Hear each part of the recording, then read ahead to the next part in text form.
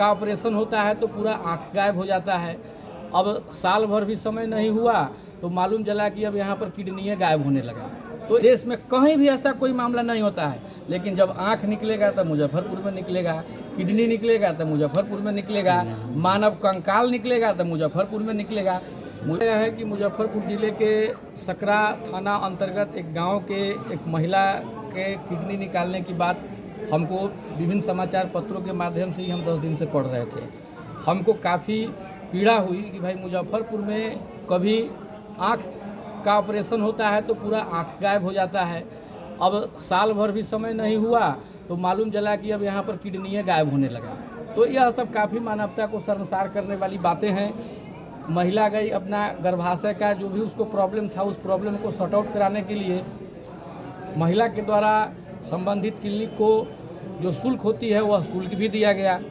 बावजूद इसके और जब अल्ट्रासाउंड में जब यह बात सामने में आ गई कि नहीं उसको गर्भाशय संबंधी ही समस्या है तो फिर उसमें किडनी निकल कैसे जाएगा। यह मुझे ऐसा प्रथम दृष्टया लगता है, यह हालांकि ये जांच का विषय है, लेकिन मैंने इसको माननीय आयोग के समक्ष हमने दिया है कि यह हो सकता है, इस बिंदु पर भी जांच की आवश्यकता है कि हो सकता है कि कहीं बहुत पहले से भी तो किडनी का वहाँ पर निकालने का कारोबार तो नहीं हो रहा हो। इस बिंदु पर भी गहनता से जाँच करना यथोचित होगा, इसलिए कि वहाँ पर जो बने रिपोर्ट आ रहा है कि गर्भाशय का में प्रॉब्लम है और निकाल दिया किडनी। अब मानवाधिकार अभी तक आयोग और राष्ट्रीय मानवाधिकार आयोग के समक्ष हमने इस मामले को रखा। इस मामले में हमने शिकायत दर्ज किया, आयोग को हमने सारी जानकारी हमने मुहैया कराया। इसमें Bihar state human right commission के द्वारा इसमें 6 सप्ताह के अंदर में एक रिपोर्ट भी मांगा गया है जिलाधिकारी मुजफ्फरपुर एवं वरीय पुलिस अधीक्षक मुजफ्फरपुर के यहाँ से, और 4/11/2022 को बिहार मानवाधिकार आयोग के समक्ष में इसकी सुनवाई भी होनी है।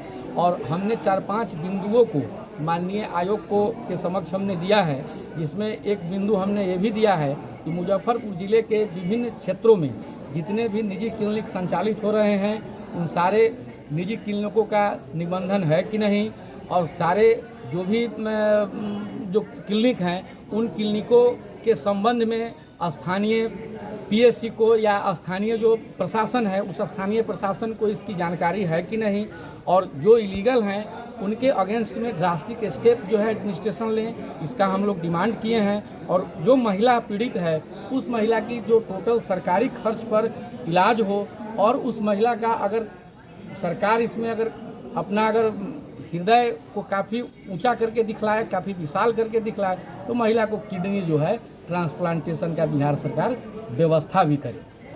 और इसमें एक बात और सामने में आई है कि पुलिस पर कार्रवाई हो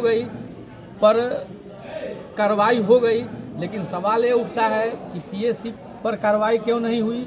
यह बहुत ही गंभीर मामले हैं कि एक पुलिस के पदाधिकारी के विरुद्ध में कार्रवाई कर दिया गया, तो सवाल ये उठता है कि पीएससी में भी हमको यह जानकारी मिली है कि पीएससी में भी वह महिला गई थी।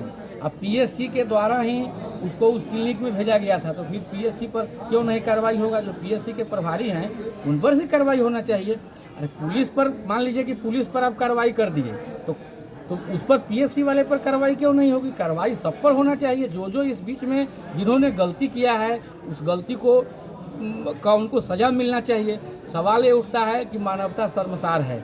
मुजफ्फरपुर में क्या दुर्भाग्य है हमारे शहर का कि कभी आँख का अस्पताल में एक लाइन से 65 आँख का ऑपरेशन गलत हो जाता है, कभी किडनी निकलने लगता है। कि देश में कहीं पर भी ऐसा मामला आप लोग नहीं सुनते होंगे कि देश में कहीं भी ऐसा कोई मामला नहीं होता है, लेकिन जब आँख निकलेगा तो मुजफ्फरपुर में निकलेगा, किडनी निकलेगा तो मुजफ्फरपुर में निकलेगा, मानव कंकाल निकलेगा तो मुजफ्फरपुर में निकलेगा। SKMCH में कभी मानव कंकाल का भी हम लड़ाई लड़े हुए हैं, तो मानव कंकाल भी मुजफ्फरपुर में निकलता है। अब यही हमारी जो है सो गुजारिश है मानवाधिकार आयोग से और सरकार से कि हमारे कम से कम मुजफ्फरपुर शहर को बचाया।